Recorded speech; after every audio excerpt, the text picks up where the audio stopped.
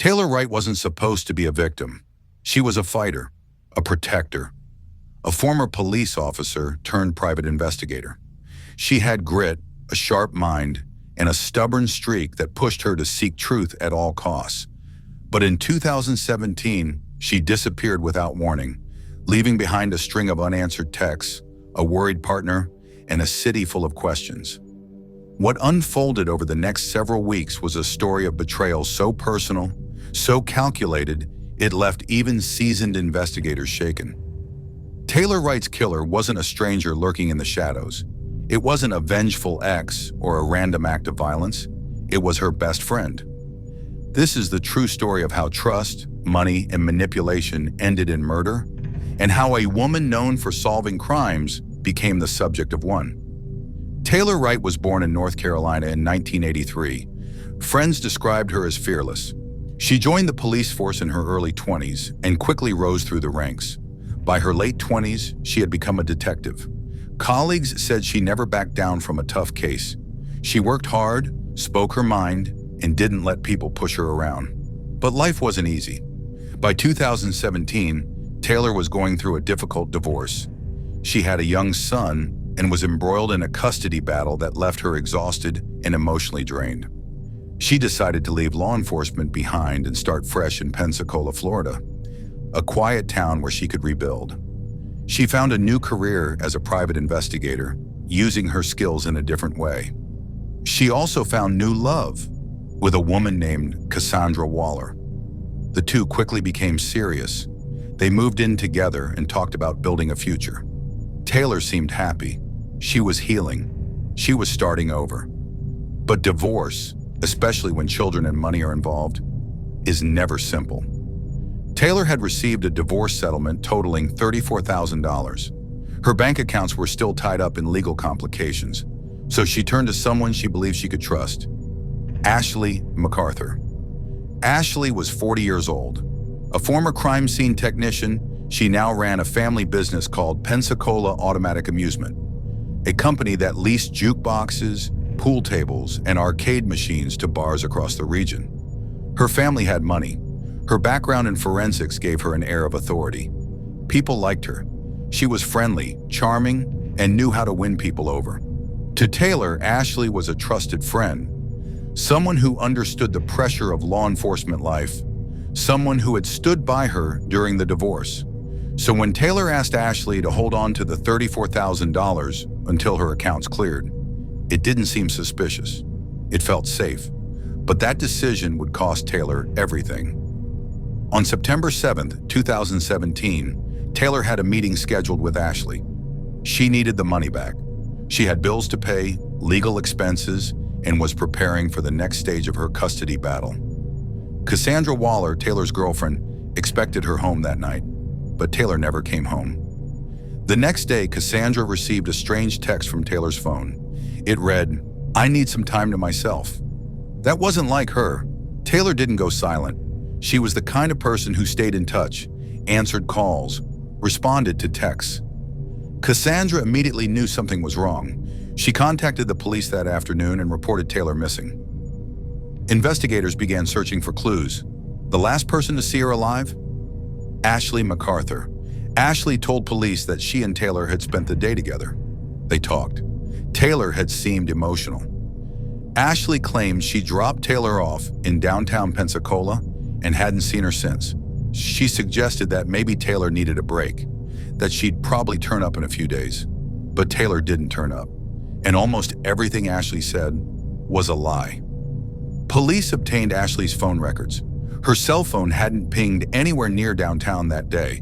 In fact, it had pinged at a remote family-owned property on Britt Road, a piece of farmland Ashley's family used occasionally for storage and recreation.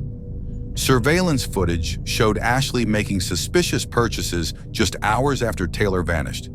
She was seen buying potting soil and concrete. She told investigators it was for gardening. Then came the money trail.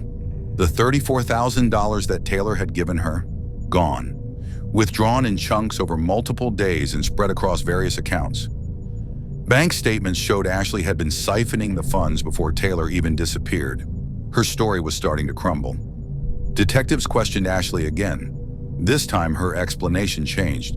She said Taylor had run off. Maybe she was trying to escape the stress of her divorce. Maybe she wanted to disappear. At one point, Ashley even implied that Taylor might have taken her own life.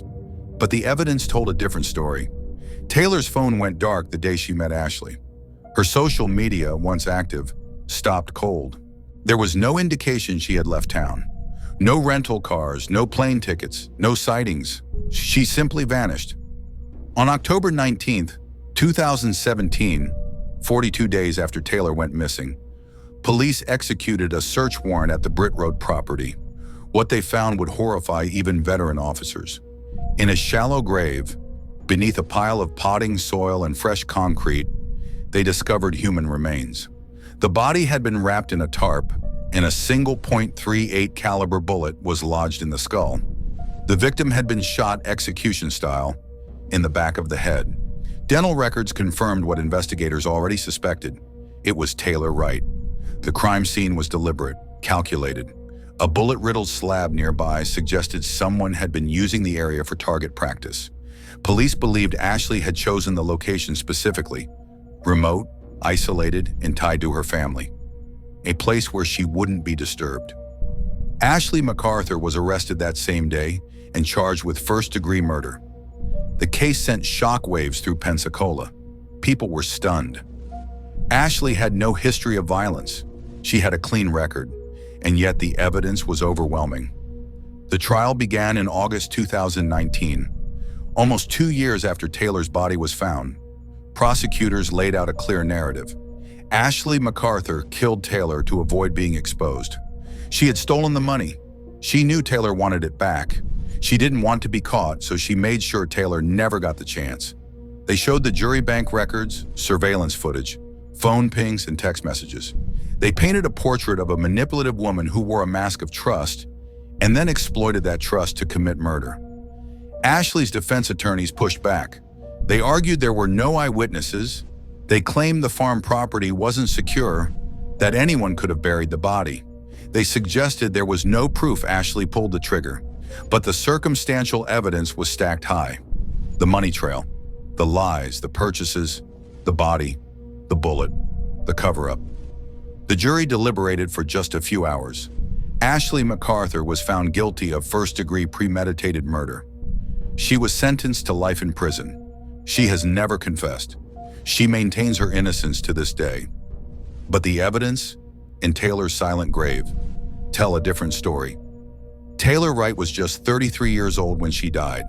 She was a mother, a partner, a detective, and a woman trying to build a new life.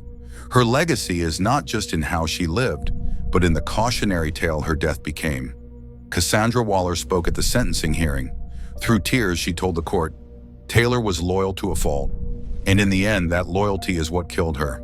The case drew national attention. News outlets covered the twists and turns. True crime documentaries and podcasts dissected every detail. How did a woman with a career in forensic science end up as a cold-blooded killer? How did a friendship turn fatal? There are no easy answers. Some said Ashley was desperate, drowning in debt and terrified of being caught. Others said she was cold, calculated, and always capable of more than anyone suspected. Perhaps it was a combination of both. But what remains undeniable is this. Taylor Wright trusted the wrong person, and that trust cost her everything. In the years since her death, Cassandra and Taylor's family have worked to preserve her memory. They describe her as bold, funny, fiercely intelligent. She loved her son more than anything. She had dreams, plans, a second chance at life, all stolen in one moment of betrayal. Ashley McArthur will likely die in prison, but the impact of what she did, the pain she caused, the hole she left, will never be erased. And that is the tragedy of Taylor Wright. Not that she was killed, but that she never saw it coming. Taylor Wright's life ended in a field, but her story lives in the courtroom, in the hearts of her family, and in the chilling realization that not every killer lurks in the shadows. Some smile, some nod, some call themselves your friend. I'm Mason, and this is Mason Mysteries, where every truth has layers, every clue leaves a shadow, and every story leaves a trace. Subscribe for more true crime stories where betrayal runs deeper than blood and justice speaks louder than silence.